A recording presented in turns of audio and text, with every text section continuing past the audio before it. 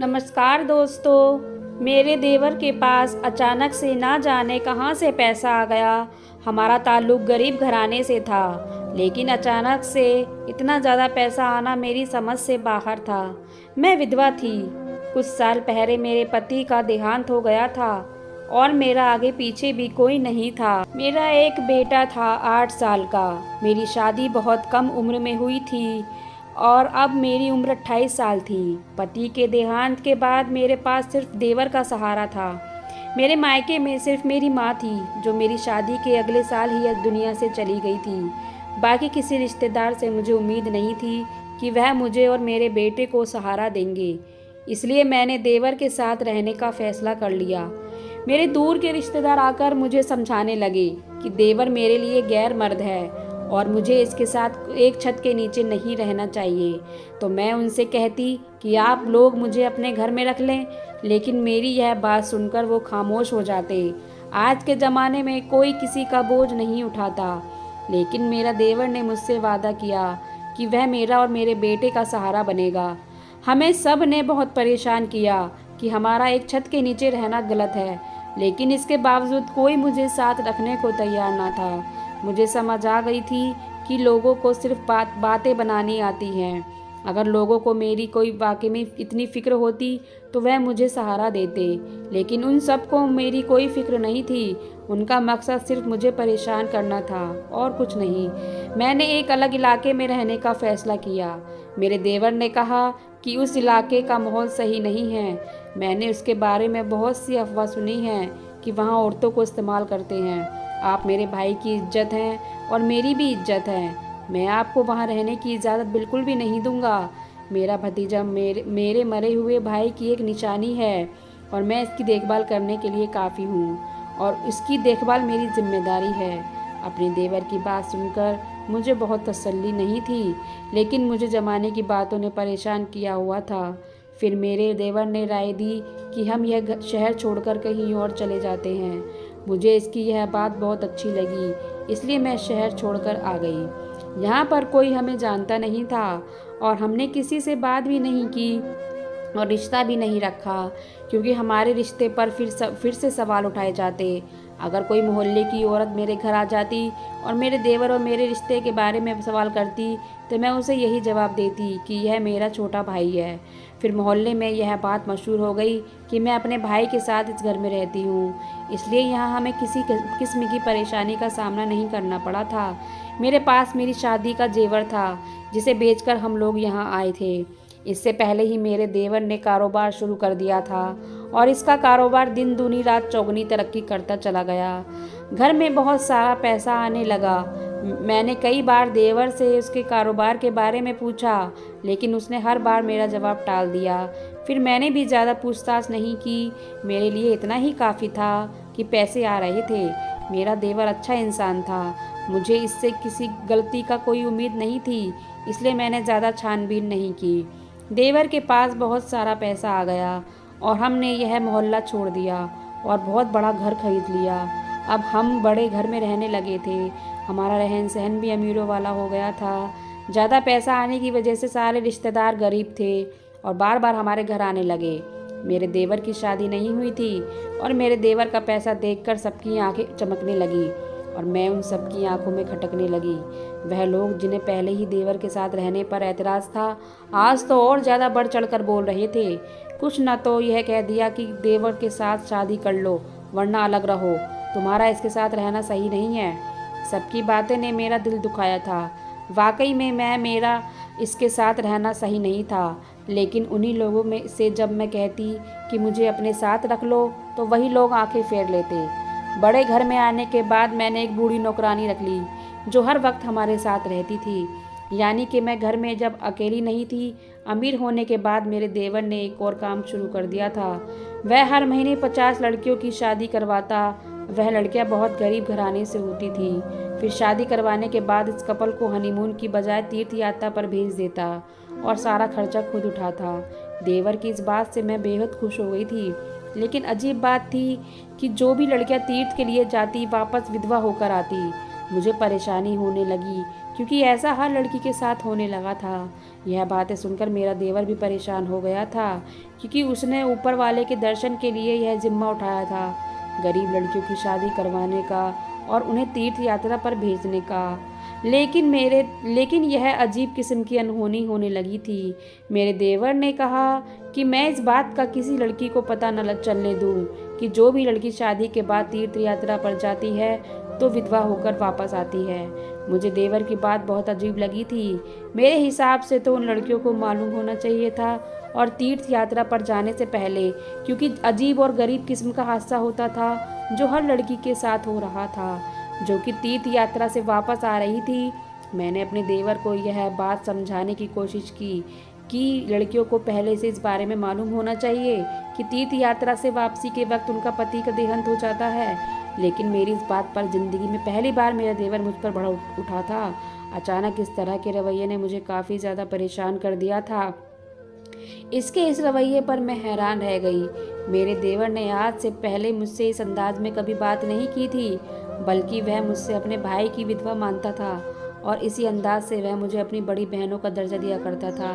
लेकिन आज जिस तरह मेरे देवर ने मुझसे बात की थी, इसके इस रवैये पर मुझे अब तक यकीन नहीं आ रहा था। मेरा देवर मुझसे बदतमीजी करके जा चुका था, जबकि मैं यह सोच सोच कर परेशान हो रही थी कि आखिर मेरे देवर को क्या हुआ है। मैंने अपने बेटे को खाना खिलाया और इसे सुला दिया, जब खुद मेरी नींद उड़ चुकी थी, क्योंकि मेरे देवर का रवैया दिन ब दिन काफ़ी ज़्यादा अजीब होता जा रहा था। मैंने अपने देवर को हमेशा नरमी से बात करते हुए देखा था, लेकिन पिछले कुछ दिनों से मेरे देवर का जो रूप मेरे सामने आ रहा था वह किसी भी तरह यकीन करने वाला नहीं था। अब तो मेरा देवर दिन ब दिन काफ़ी ज़्यादा बदतमीज़ होता जा रहा था। आज जब अचानक से इसने मेरे साथ इतनी बदतमीज़ी से बात की तो मैं हैरान रह गई। मेरा देवर सारी रात भर ना आया और मैं उसका इंतज़ार करती रही। कहीं ना कहीं अब मुझे इस बात पर शक होने लगा था कि यह कोई गलत काम करता है, क्योंकि दिन ब दिन घर में इतना पैसा आना और अब जो हकीकत मुझे पता चली थी कि लड़कियों को तीर्थ यात्रा पर भेजना और उनके पति का देहांत हो जाना, तमाम सोच मेरे दिमाग में घूम रही थी। कड़ी से कड़ी मिलाने पर मुझे इस बात पर यकीन होने लगा था कि ज़रूर दाल में कुछ काला है। इस रात भी वह घर वापस नहीं आया। वह अगले 3 दिन में घर वापस आया। मुझे अब काफ़ी परेशानी होने लगी थी कि आखिर मेरा देवर गया तो कहाँ गया था, क्योंकि आज से पहले ऐसा कभी नहीं हुआ था कि मेरा देवर 3 दिन तक घर वापस ना आए। मैं इसी सिलसिले में सोच रही थी कि अचानक से कमरे का दरवाज़ा खुला। मैंने अपने कमरे से बाहर आकर देखा। मेरा 8 साल का बेटा अपने स्कूल गया हुआ था। तकरीबन दिन का वक्त था। दिन के इस वक्त मेरा देवर कभी भी मेरे कमरे में नहीं आता था, लेकिन आज इस हालत में वह मेरे कमरे में आया था। इसे देखकर मैं हैरान रह गई, क्योंकि मेरा देवर शराब के नशे में धुत था। मैंने आज तक अपने देवर को किसी गलत चीज़ को हाथ लगाते हुए भी नहीं देखा था। इस तरह से मेरे लिए यह काफ़ी बड़ा झटका था कि मेरा देवर शराब पीकर आया है। मेरे देवर ने कदम लड़खड़ा रहे थे और वह मेरी तरफ बढ़ रहा था। मैं हैरान और परेशान थी। इसका एक एक अंदाज देख रही थी जब वह अचानक ही मेरे पास आया और आते ही मेरे कदमों में गिर गया। मैं हैरान रह गई कि भला इसे अब क्या हो गया है। इसकी हालत काफ़ी ज़्यादा ख़राब थी। शायद उसने बहुत ज़्यादा शराब पी रखी थी कि वह बिल्कुल भी अपने होश में नहीं था। मेरे कदमों में गिरते हुए अचानक से वह फूट फूट कर रोने लगा। मैं हैरान परेशान रह गई कि वह रो क्यों रहा था, जबकि रोते रोते ही वही बेहोश हो गया। यानी दोपहर के इसी वक्त मेरे कमरे में आकर बेहोश हो गया। और अगर कोई इस तरह से मेरे कमरे में देख लेता तो शायद मेरी इज्जत का जनाजा निकल जाता। इस वक्त घर में वो और मैं अकेले थे। जो नौकरानी मैंने रखी थी आज वह छुट्टी पर थी। अब मुझे समझ नहीं आ रहा था मैं उसे किस तरह से अपने कमरे से बाहर निकालूं, लेकिन जो भी था मुझे हर हाल में इसे अपने कमरे से बाहर निकालना ही था। मैंने जैसे तैसे करके इसे घसीटते हुए अपने कमरे से बाहर निकाला। वह अच्छा खासा मर्द था, भला मुझ जैसी कमज़ोर औरत से कैसे संभाला जाता।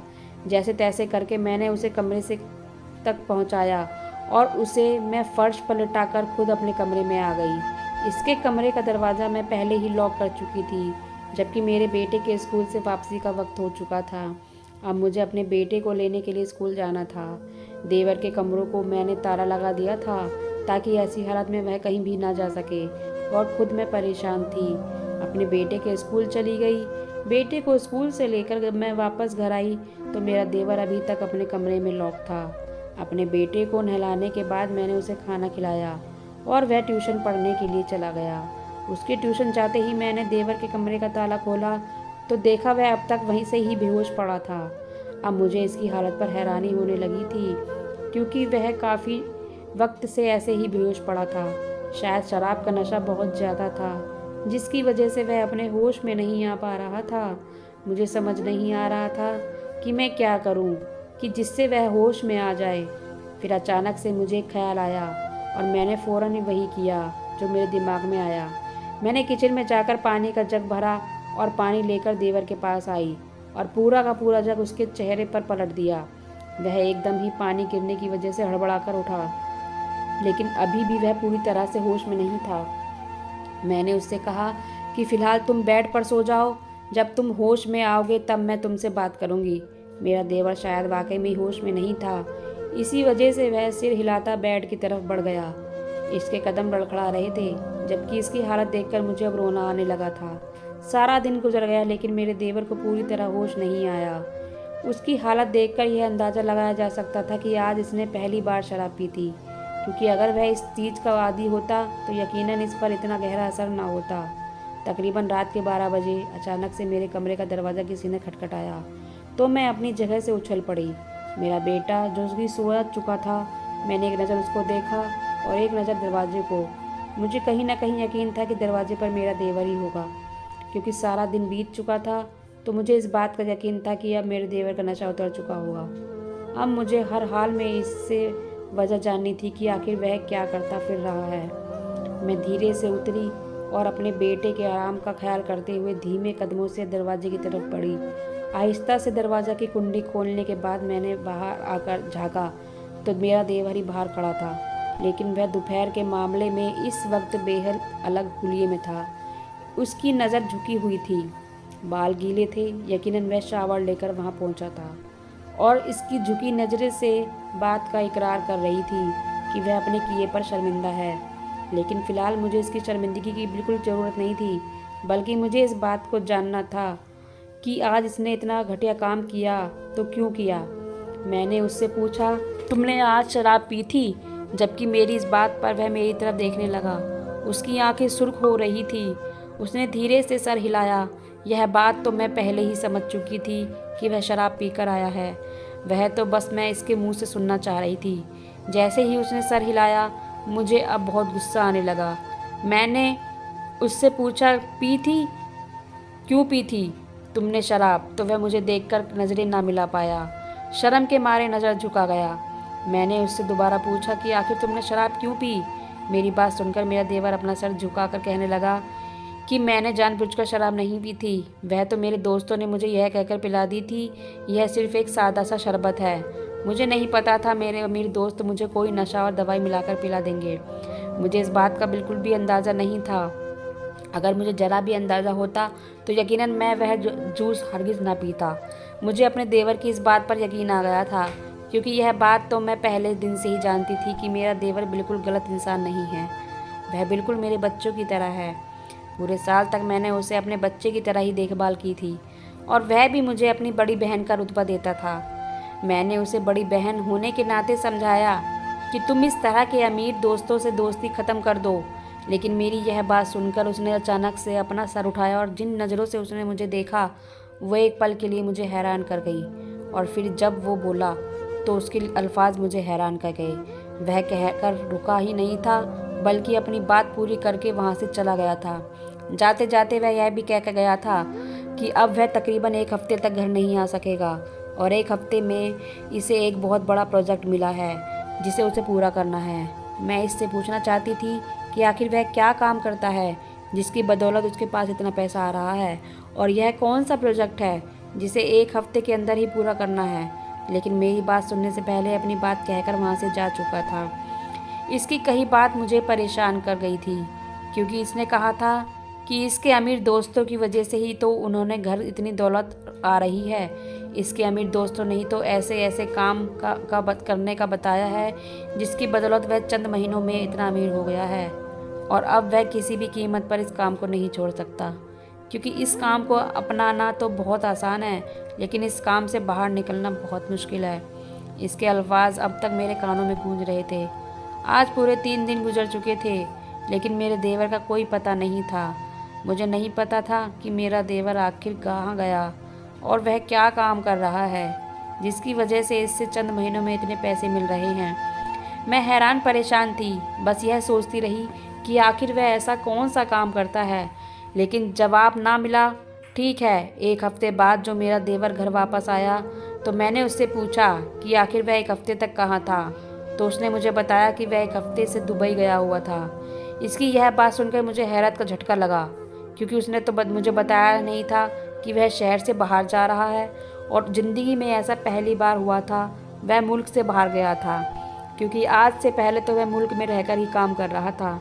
हाँ, अक्सर वो दूसरे शहर जाता रहता था और मुझे बता कर जाता था कि वह दूसरे शहर जा रहा है काम के सिलसिले में, लेकिन आज जो बात उसने मुझे बताई वह मुझे हैरान कर गई थी, क्योंकि दूसरे मुल्क जाना तो इतना आसान काम नहीं था।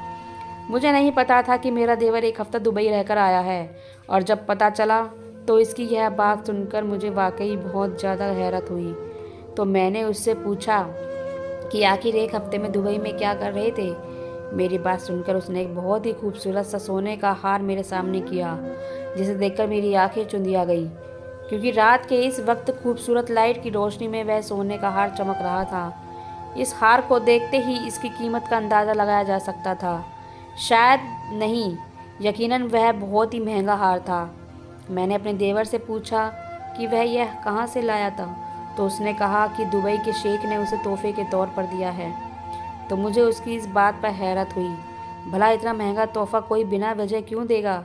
मैंने इससे वजह पूछनी चाहिए, तो उसने कहा कि आप आम खाइए, गुठलियाँ मत गिनिए। यह हार मैं आपके लिए लाया हूँ, तो बेहतर है इसे मेरी तरफ से तोहफा समझकर रख ले।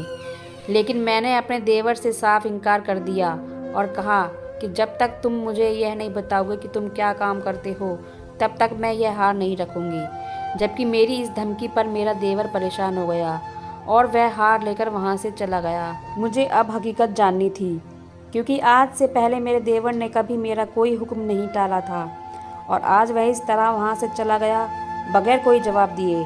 वक्त आहिस्ता आहिस्ता बीतता जा रहा था और इस सारे मामले को 1 साल गुजर चुका था। अब अक्सर ही मेरा देवर मुल्क से बाहर जाने लगा, कभी दुबई तो कभी कहीं। मैं जब भी पूछती तो वह मुझे यही कहता कि आप परेशान ना हो, बस आपकी ज़रूरत की हर चीज़ आपको घर बैठे बैठे मिल जाएगी। एक दिन यूं ही वह मुझे कह कर गया वह दुबई जा रहा है। मुझे कुछ न कुछ गलत लग रहा था। मुझे ऐसा लग रहा था जैसे वह दुबई नहीं बल्कि कहीं और जा रहा है। इसी वजह से मैंने इससे जिद की कि मैं भी तो विधवा हूँ, तो मुझे भी तो तीर्थ यात्रा पर भेज दो। पहले तो मेरी बात सुनकर वह हैरान रह गया, लेकिन फिर वह मेरी बात पर सर हिलाने लगा और अगले ही महीने उसने मुझे तीर्थ यात्रा पर भेज दिया। लेकिन शायद वह भूल गया था कि वह मुझे अकेले भेजना चाहता था, लेकिन हकीकत में मैं उन्हीं लड़कियों के साथ मिलकर तीर्थ यात्रा पर चली गई। लेकिन तीर्थ यात्रा पर पहुंचते ही जो मैंने देखा उसने मुझे हैरान कर दिया। उसने मेरे पैरों तले ज़मीन सरका कर रख दी, क्योंकि मैं ना तो तीर्थ यात्रा पहुंची बल्कि उन लड़कियों के साथ साथ मैं भी दुबई पहुंच गई थी। लेकिन मेरे देवर ने मुझे वहां देख लिया था और उसने पहली फुर्सत में मुझे वहां से निकाल कर वापस भेज दिया था। उसने मुझसे कहा कि वह अभी कुछ दिन दुबई रहने वाला है और वापस आकर मुझे सब कुछ बता देगा कि आखिर ये सब क्या चल रहा था। अभी 2 ही दिन गुजरे थे कि एक दिन अचानक से मेरे घर का दरवाज़ा बजा, तो मैं हैरान हो गई, क्योंकि हमारे घर में कोई नहीं आता। मैंने दरवाज़ा खोला तो सामने का मंजर देखकर मैं डर गई। मेरे मुंह से चीख निकल गई, क्योंकि सामने ही मेरा देवर खून से लथपथ खड़ा था। इसकी सफ़ेद रंग की शर्ट खून से तर थी और चेहरे पर भी खून लगा हुआ था। इसके माथे से खून की बूंदें टपक कर घर के मार्बल के फर्श पर गिर रही थी। मैंने फ़ौरन से जब पूरा दरवाज़ा खोला तो वह लड़खड़ाकर कदमों के साथ अंदर दाखिल हुआ। मैंने डॉक्टर को फ़ोन किया और चंद ही मिनटों में डॉक्टर घर पर मौजूद था। उसने मेरे देवर के तमाम जख्मों को साफ़ किया और उसे नींद की दवाइयाँ देकर चला गया, जबकि मैं परेशानी से अपने देवर को देख रही थी। अगले दिन जब सुबह उसकी आँख खुली तो मैंने उससे पूछा कि आखिर क्या हुआ था। वह तो दुबई जाने वाला था, फिर अचानक यूँ इस हालत में कैसे। वह मेरी तरफ देखकर मुस्कुराकर कहने लगा कि गलत का अंजाम भी बुरा ही होता है। मैं गलत रास्ते पर चल पड़ा था तो इसकी सज़ा तो भुगतनी ही थी। मैंने रब से दुआ मांगी थी कि मेरे गुनाहों की सज़ा मुझे इसी दुनिया में मिल जाए। उस दुनिया की सज़ा बहुत मुश्किल होती है, जो बर्दाश्त ना हो सके इस दुनिया में भुगत लो तो बेहतर है। वह रोते हुए बोला। मैंने उससे पूछा कि क्या गलत काम करने लग गए थे तुम? तो उसने मुझे बताया कि वह लड़कियों की शादी नहीं करवाता था, बल्कि वह दुबई के गैंग के लिए काम करता था। गरीब घराने की लड़कियों को शादी के जाल में फंसाकर डॉन के आदमियों से उनकी शादी करवा जाता था और शादी के बाद उन्हें तीर्थ यात्रा के नाम पर दुबई भेज दिया जाता था। जैसे ही वे लड़कियां दुबई पहुंचती थी तो उन्हें बेच दिया जाता था। 1 या 1.5 हफ्ते तक उन्हें इस्तेमाल करने के बाद यह कहकर उन्हें वापस भेज दिया जाता था कि उनका पति मर चुका है, क्योंकि यह बात तो वे लड़कियां खुद भी नहीं जान पाती थी कि उनके साथ क्या हो रहा है, क्या वही उनके असली पति हैं या नहीं। उन्हें तो बस यह बताया जाता था कि उनकी शादी इस आदमी से हुई है, लेकिन असल हकीकत दुबई का डॉन वह लड़कियां बेच देता था, जिसकी मुंह मांगी कीमत उसे मिलती थी। इस काम के लिए अलग अलग मुल्कों से लड़कियों का इंतज़ाम किया जाता था और इसी तरह हमारे इलाके से और मेरे वो अमीर दोस्त ही यह काम करते थे। हम लोग उन गरीब लड़कियों की शादी का लालच देकर दुबई भेज देते थे और वहाँ उनके साथ क्या होता था यह वह लड़कियाँ खुद भी नहीं समझ पाती थी, क्योंकि जिन लोगों के साथ रहती थी उन्हें यही होता था कि वह उनके पति हैं, लेकिन हकीकत में उनके पति नहीं होते थे, बल्कि वे लड़कियां उन्हीं बेची गई होती थी। मुझे इस बात का एहसास हो गया था, इसी वजह से मैंने इससे माफ़ी मांग ली थी और दुबई के डॉन को मना कर दिया था कि अब यह काम नहीं करना चाहता। इस वजह से उसने अपने बंदे भेजकर मुझ पर हमला करवाया और मुझे मारने की कोशिश की, लेकिन जैसे तैसे करके मैं वहाँ से बच गया। अपने देवर की सारी बात सुनकर मुझे अब उससे नफ़रत महसूस होने लगी थी, क्योंकि वह 1-2 दिन नहीं बल्कि अनगिनत लड़कियों की ज़िंदगी बर्बाद कर चुका था। फ़िलहाल मैं उसे माफ़ करने का कोई इरादा नहीं रखती थी। इसी वजह से मैंने पुलिस को फ़ोन कर दिया और उसे पुलिस के हवाले कर दिया। इसके लिए यही सज़ा बेहतर थी, क्योंकि इसने अपना जुर्म कबूल कर लिया था। इसी वजह से इसे उम्र कैद की सज़ा हो गई। मैंने वह घर छोड़ दिया था, क्योंकि वह मेहनत के पैसों की कमाई से नहीं खरीदा गया था। बुरे काम का बुरा ही अंजाम होता है। धन्यवाद दोस्तों। तो फ्रेंड्स, ये कहानी आपको कैसी लगी कमेंट्स बॉक्स में ज़रूर बताइएगा। कहानी को लाइक व शेयर जरूर कीजिएगा और चैनल पर नए हैं तो सब्सक्राइब कीजिएगा। कहानी सुनने के लिए बहुत बहुत धन्यवाद।